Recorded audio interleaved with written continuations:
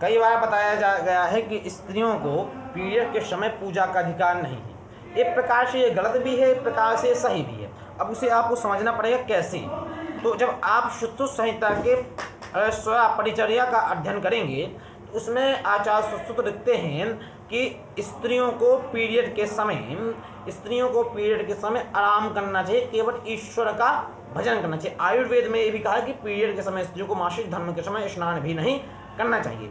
अब यदि वो स्नान नहीं करेंगी तो अपवित्र हो जाएंगी। तो स्नान तो पुरुष भी ना चाहिए, स्त्री ना करे तो मंदिर जाने का अधिकार नहीं है शास्त्रों के अनुसार। आप समझ लीजिएगा। दूसरी चीज, जिस प्रकार से पुरुषों का ब्रह्मचर्य पवित्र माना गया है, उसी प्रकार से आचार्य सुश्रुत ने ऐश्वर्या परिचार में स्त्री धर्म को, मासिक धर्म को शुद्ध माना है, शुद्ध एवं पवित्र माना है।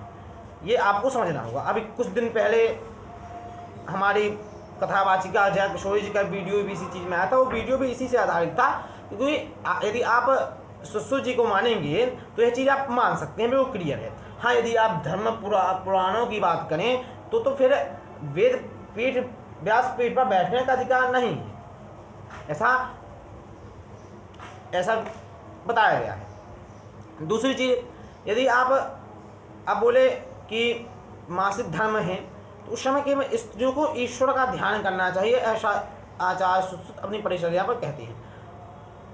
कामाख्या देवी का मंदिर यदि आप जानते हो, जून महीने में वहाँ माता जी का मासिक धर्म का महाउत्सव मनाया जाता है। और कई ग्रंथों में पढ़ने पर यह भी आता है, जब बालिका का प्रथम मासिक धर्म स्टार्ट होता है तो कई जगह उत्सव भी मनाए जाते हैं, तो उसमें भी पूजा वूजा का विधान बताया गया है। यदि आप, तो ऐसा शास्त्रों में भी आया है, तो उसका खंडन मैं नहीं कर रहा हूँ, परंतु जो क्लियर जानकारी है, जो सही जानकारी है, वह मैं आपको दे रहा हूँ।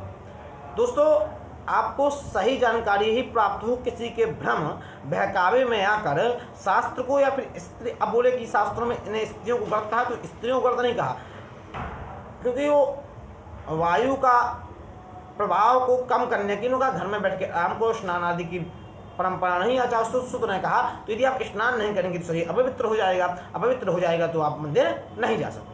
ऐसा नहीं आया कहीं कि आप नहीं जा सकते, मंदिर जा सकते हैं, परंतु यदि आप इस अवस्था में है तो आपको नहीं जाना चाहिए, ऐसा शास्त्रों में बताया गया है। यह जानकारी सभी के पास क्लियर से शेयर करिएगा। जय श्री राम।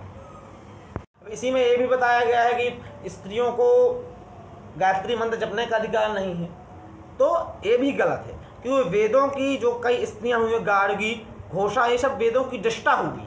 क्या हुए? वेदों को की दृष्टा हुई है ना, तो जब इन्हें अधिकार है तो इन्हें वो भी अधिकार है।